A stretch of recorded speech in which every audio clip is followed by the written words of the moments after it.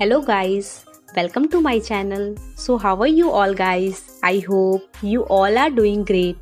अक्सर हम अपने डेली लाइफ में कुछ इस तरह के सेंटेंसेस का यूज़ करते हैं जैसे कि मेरे मना करने के बावजूद तुम वहाँ क्यों जा रहे हो, या फिर मम्मी के मना करने के बावजूद मैं रोज़ टीवी देखता हूँ, या फिर मेरे मना करने के बावजूद तुम उसके साथ क्यों खेल रहे हो, या फिर मेरे मना करने के बावजूद तुम खाना क्यों खा रहे हो।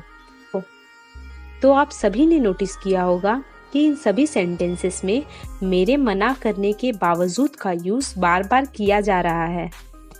इसके लिए हम इंग्लिश में डिस्पाइट माई रिफ्यूज़ल का यूज़ करते हैं। चलिए हम इसका स्ट्रक्चर देख लेते हैं।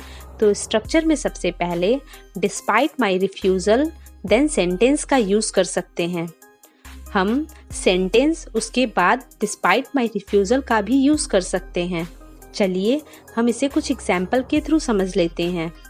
फर्स्ट एग्जाम्पल, मेरे मना करने के बावजूद तुम वहाँ क्यों जा रहे हो। Despite my refusal why are you going there. और we can say why are you going there despite my refusal. Mummy के मना करने के बावजूद भी मैं रोज़ टीवी देखता हूँ।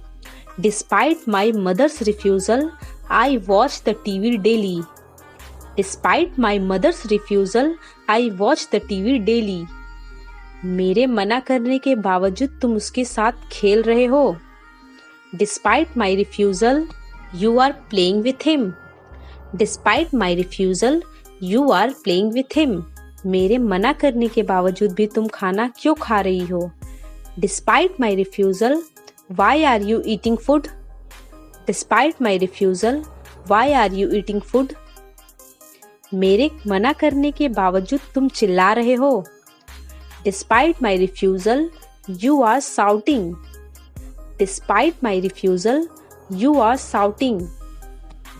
इसी तरह के एक सेंटेंस को आपको होमवर्क में दिया जा रहा है जिसका आंसर आपको कमेंट बॉक्स में करना है। पापा के मना करने के बावजूद भी वो शराब पी रहा है।